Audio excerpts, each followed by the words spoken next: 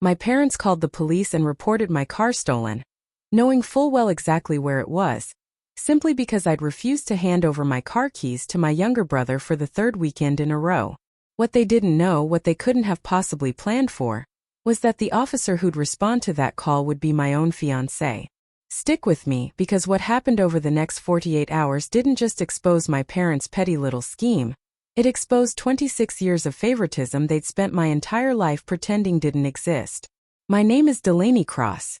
I'm 26 years old, I work as a physical therapist assistant at a rehabilitation clinic, and up until that Friday night, I genuinely believed my parents, however flawed, would never do something quite this deliberately cruel to me. I was wrong. My fiancé, Sydney Vance, has been a patrol officer for 6 years. We'd been together for 3 of those years, engaged for the last 4 months, and my parents had never fully accepted our relationship, not because Sydney was anything other than kind, steady, and hardworking, but because Sydney was a woman and my parents, particularly my father, had never quite recovered from the moment I came out to them at 22. They never said it outright. My parents were far too image-conscious for that.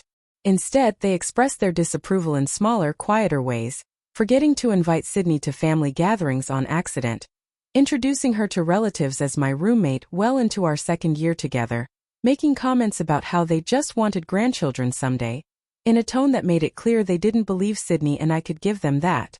My younger brother, Tyler, 23 and still living at home, had always been the golden child in ways so obvious they'd become a running joke among my extended family. Tyler's mistakes were learning experiences. Mine were character flaws.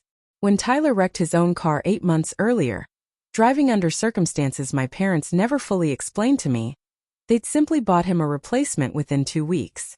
When I'd asked, gently, for help with a security deposit on my first apartment years earlier, my father had told me I needed to learn financial responsibility on my own.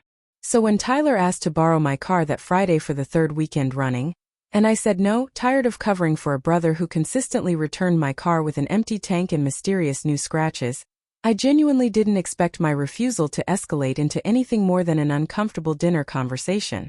I had no idea my parents were about to call the police and claim I'd stolen my own car. To understand how my parents ended up making a false police report against their own daughter, you have to understand the 2 decades of imbalance that led up to it. My parents, Gregory and Paula Cross, raised Tyler and me only 3 years apart, but somehow managed to treat us like we existed in entirely different families. Tyler struggled academically throughout school, and my parents responded with tutors, patience, and endless reassurance that he'd find his path eventually. I struggled with anxiety during my teenage years, quietly, privately, the kind of struggle that doesn't show up in report cards, and my parents responded by telling me to toughen up and stop making everything so difficult. When Tyler dropped out of community college after 1 semester, my parents framed it as him taking time to figure things out. When I chose a 2-year physical therapy assistant program instead of a traditional 4-year degree, purely because it made financial sense and let me start working faster, my mother spent an entire Thanksgiving dinner questioning why I settled for something less than what I was capable of. The car itself had a complicated history that made my parents' false report even more infuriating in hindsight. I'd bought that car myself, a modest but reliable sedan, using savings I'd built over 4 years of careful budgeting, while living at home longer than I wanted to, specifically to avoid debt. It was registered entirely in my name, insured under my own policy, paid off completely 18 months before that Friday night. It was, in every sense, unambiguously mine. Tyler, on the other hand, had gone through 2 cars in 3 years, both purchased and eventually replaced by our parents after Tyler either wrecked them or simply stopped maintaining them properly. When his second car finally died for good that spring, my parents had started subtly pressuring me to help your brother out by sharing my car on weekends, framing it as basic family generosity rather than what it actually was, enabling a pattern they'd spent his entire life reinforcing. I'd agreed twice, reluctantly, mostly to keep the peace. Both times, Tyler returned the car late, with an empty tank, once with a small dent he never acknowledged or offered to fix. By the 3rd request I was done, and I told my parents clearly, calmly, that I needed my car available for my own commute and errands that weekend. My father's exact response was, "We'll see about that." At the time, I genuinely thought he meant he'd try to talk me into changing my mind, I had no idea he meant something far more calculated and far more damaging. That Friday evening, I'd parked my car in my parents' driveway, as I always did when visiting for our weekly family dinner, a tradition I'd maintained even through years of quiet tension, mostly for my mother's sake. Dinner itself was tense but unremarkable, my father making pointed comments about family loyalty that I chose to ignore, Tyler sulking silently through most of the meal after I'd reiterated calmly that he couldn't borrow the car that weekend.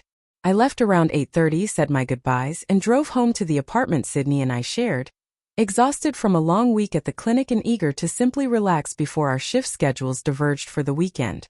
I had no idea, as I drove away from my parents' house, that within 2 hours, they would call the local police department and report my car as stolen.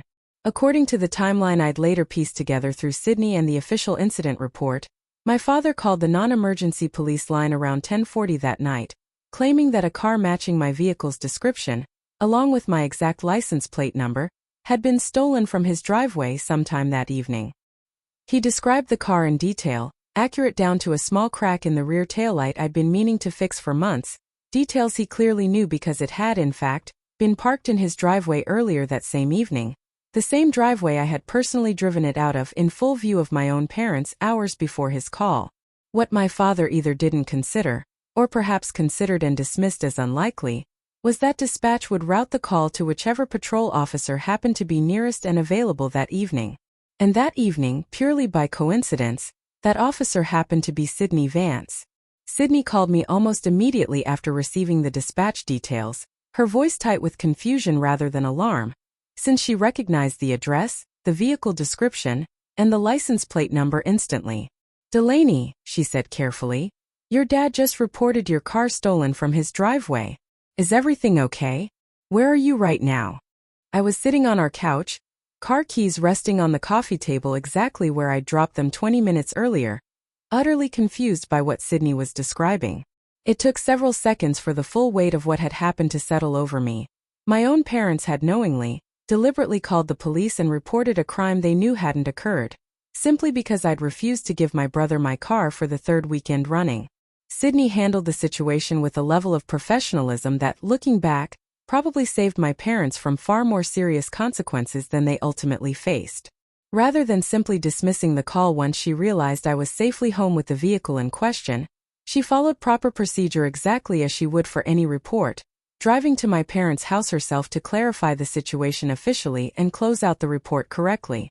I insisted on coming with her, partly out of sheer disbelief, partly because I needed to see my parents' faces when they realized the officer responding to their false report was someone they'd spent years quietly disrespecting.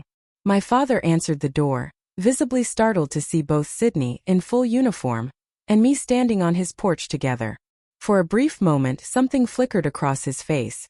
Not quite panic, but something close to it, the recognition of a plan unraveling faster and more publicly than he'd anticipated.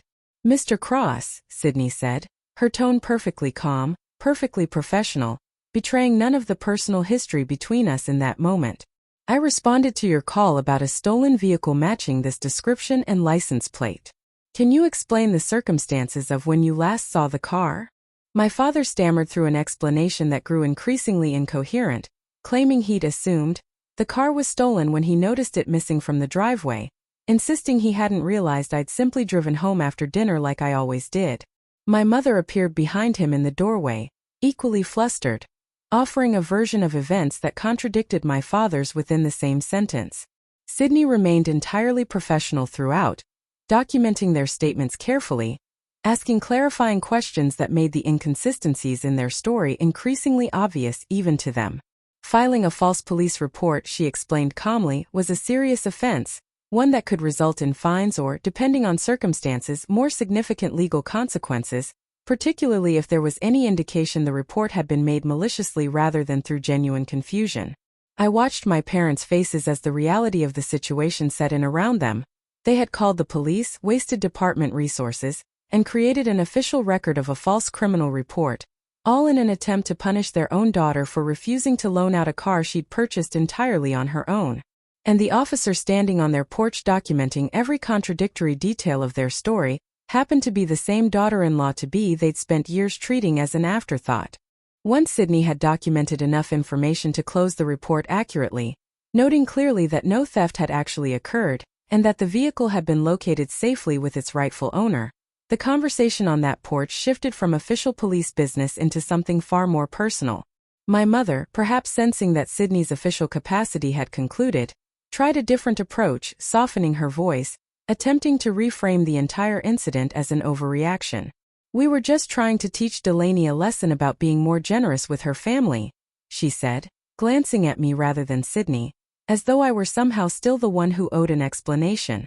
Tyler needed the car for a job interview tomorrow morning, and Delaney simply refused to help. That detail, offered so casually, revealed something I hadn't known until that exact moment. My parents hadn't simply been frustrated by my refusal earlier that evening. They had specifically, deliberately escalated to filing a false police report because they believed doing so might somehow force me into compliance, might scare me into handing over my keys the following morning out of fear or guilt, without them ever having to directly ask me again. "You called the police and lied to them," I said, my voice steadier than I expected. "Because you wanted to manipulate me into giving Tyler my car. That's not teaching me a lesson. That's assault on my character disguised as parenting." My father tried to interject, something about how I was twisting the situation, but Sydney, still standing beside me in full uniform, spoke up with a calm authority that silenced him almost instantly.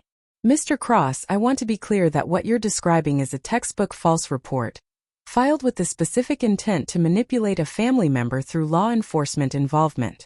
I'm choosing not to escalate this toward formal charges tonight, out of consideration for the relationship between our families. But I want you to understand exactly how serious this could have become, and exactly why it can never happen again."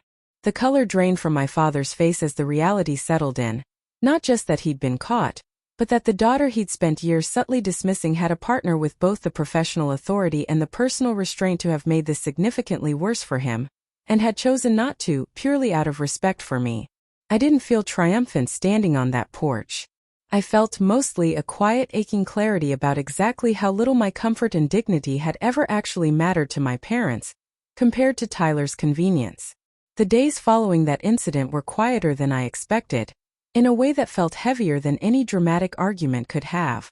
My mother called twice, leaving voicemails that alternated between forced casualness and thinly veiled attempts to smooth things over without any real acknowledgement of what they'd actually done. My father didn't call at all. Tyler, notably, never reached out either, and I later learned through my mother's careful roundabout explanation that he'd been embarrassed by the whole situation, more concerned about how it reflected on him than about the fact that our parents had filed a false police report specifically to pressure me into giving him my car. Sydney and I talked extensively during that week, processing not just the immediate incident but the years of subtle imbalance it had crystallized so clearly. Sydney had witnessed plenty of my parents' quiet dismissiveness over our 3 years together, the forgotten invitations, the roommate comments, the careful way my mother avoided ever really asking about our engagement plans with any genuine enthusiasm. But this incident had made something undeniable that had previously been easy for my family to minimize or explain away. "They didn't just disrespect me that night," Sydney said quietly one evening, sitting across from me at our kitchen table. "They tried to use the system I work within, the job I've built my entire adult life around, as a tool to manipulate their own daughter. That's not a small thing, Delaney, even if they want to treat it like one." I spent that week thinking carefully about what accountability, real accountability, would actually look like from my parents, rather than the soft, deflecting apologies I suspected they'd eventually offer if I simply let enough time pass. I didn't want revenge in the dramatic, explosive sense. I wanted my parents to genuinely reckon with the pattern they'd spent 26 years building. A pattern that had escalated that Friday night into something that could have had serious legal consequences for them, consequences Sydney had personally chosen to shield them from. I decided that week that I wasn't going to simply move past this quietly, the way I had moved past every other slight over the years. I was finally going to require my parents to sit with the full weight of what they'd done, without me softening it for their comfort the way I always had before. I requested a meeting with my parents the following weekend, deliberately framing it as a serious conversation rather than our usual casual Sunday dinner, and asked Sydney to join me, not in any official capacity this time, but simply as my partner, present for a conversation that directly involved her too. My parents seemed to sense the shift in tone the moment we arrived, my mother's usual nervous hospitality noticeably absent, my father unusually quiet as we all sat down in their living room rather than around the dinner table. I laid out exactly what I needed to say, calmly but firmly, without the deflecting politeness I'd always defaulted to in family conflicts before. I told them that Tyler's mistakes had been excused for over 2 decades while mine had been scrutinized and minimized. I told them that loaning him my car 3 weekends running, watching it come back damaged and empty, had been a reasonable limit to set, not a failure of family loyalty. And I told them that filing a false police report, regardless of their stated intentions, was an act of genuine betrayal, one that had put both my reputation and Sydney's professional judgment at unnecessary risk. My father tried initially to minimize things again, insisting he'd panicked and didn't think it through. But I held firm, reminding him that panicking doesn't typically produce a detailed, accurate description of a vehicle you supposedly believed was stolen from your own driveway just hours after watching your daughter drive away in it. My mother, to her credit, was the first to genuinely crack, tears forming as she finally admitted something I suspected but had never heard her say outright, that she and my father had always found it easier to accommodate Tyler because he needed more support, while assuming I could handle things on my own, simply because I'd always appeared more capable, more resilient, more independent on the surface. That's not fairness, I told her, my own voice breaking slightly for the first time that evening. That's just choosing the child who complains less. Sydney remained quiet throughout most of the conversation, present but not inserting herself unnecessarily, until my father, toward the end, finally turned to her directly and offered something that sounded, for the first time in 3 years, like a genuine apology, not just for the false report, but for years of subtle disrespect he'd never previously acknowledged. It wasn't a complete resolution, but it was unmistakably a beginning. The conversation with my parents shifted something within the broader family dynamic, though the change with Tyler specifically took considerably longer and required a separate, more difficult conversation of its own.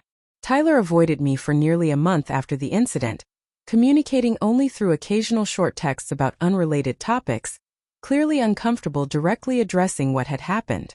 When we finally did talk at my request over coffee near his apartment, he was defensive at first, insisting he hadn't asked our parents to call the police, that he'd been just as surprised as I was when he found out what they'd done. I believed that part, honestly. Tyler wasn't cruel in the calculated way our parents' actions had been that night. But I also pushed him, gently but directly, to acknowledge the broader pattern he'd benefited from for years, a pattern he'd never once questioned or pushed back against, even as it visibly cost me opportunities, resources, and basic parental fairness throughout our childhood and into adulthood. You've never had to ask twice for anything, I told him. I've had to justify basic requests my entire life, while you got a replacement car within 2 weeks of wrecking your last one. That's not your fault directly, Tyler, but you've never once said anything about it either, and that silence isn't neutral. Tyler sat with that for a long moment, uncomfortable in a way that suggested, for possibly the first time, real reflection rather than simple defensiveness. He eventually admitted that he'd noticed the imbalance too, growing up, but had never felt equipped or entitled to say anything, since it had always seemed to work in his favor rather than against him. It wasn't a perfect reconciliation. Tyler and I remained somewhat distant over the following months, rebuilding trust slowly rather than instantly, but he did, notably, apologize directly for never previously acknowledging how our parents' favoritism had affected me, and he made a genuine effort afterward to treat our parents' accommodations toward him with more awareness and less entitlement. More importantly, my parents themselves began making visible efforts toward fairness that hadn't existed before that Friday night. When Tyler needed help with a security deposit for his first apartment 6 months later, my father specifically made a point of mentioning, unprompted, that he intended to offer me equivalent support if I ever needed it, a small gesture that meant more to me than he probably realized, given the very different response I'd received years earlier under nearly identical circumstances. Perhaps the most significant shift in the months following that incident was in how my parents treated Sydney, moving gradually from quiet, dismissive tolerance toward something that finally resembled genuine respect and inclusion. My mother started actually asking about Sydney's work, real questions rather than polite deflections, occasionally even expressing genuine pride when Sydney mentioned a difficult case she'd handled well, or a commendation she'd received from her department. My father, notably the more resistant of the two throughout our relationship, made a point of personally inviting Sydney to a family barbecue that summer, using her name directly rather than the vague "your friend" language he'd relied on for years. Sydney, for her part, remained patient throughout this gradual shift, neither rushing to forgive nor holding on to resentment longer than necessary, understanding, I think, that genuine change in people like my parents tends to happen slowly, through consistent small efforts rather than dramatic, sudden transformations. When we finally set a wedding date the following spring, my mother cried during the conversation, not the performative tears I might have expected from earlier in our relationship, but something that felt genuinely emotional, genuinely present.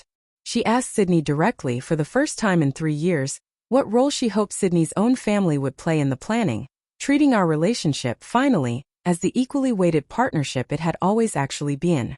My father, during a rare one-on-one conversation that fall, admitted something I hadn't expected to hear from him directly.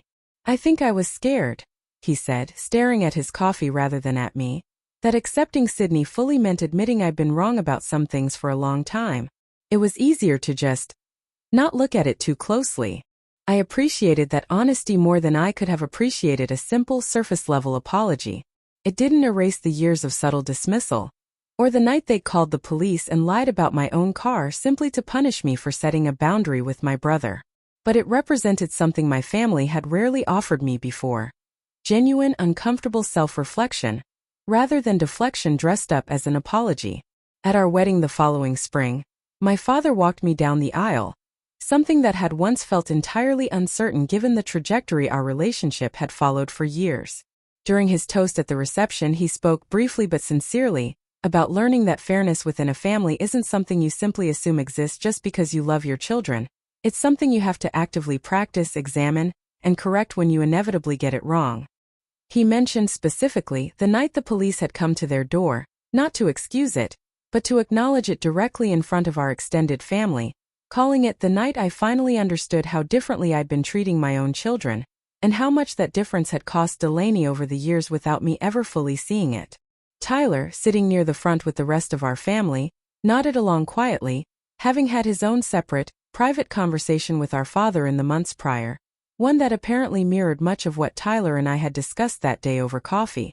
Sydney squeezed my hand throughout that toast, and I found myself thinking, not about the false police report itself, or the humiliation of that porch confrontation, but about everything that conversation had eventually made possible. My parents finally seeing me clearly, finally extending the same consideration to Sydney that they'd always given freely to anyone else in the family, finally examining a pattern they'd spent over 2 decades refusing to look at directly. I didn't need my parents to grovel indefinitely for what they'd done. I didn't need Tyler to spend years in guilt over a dynamic he hadn't personally created, even if he'd quietly benefited from it.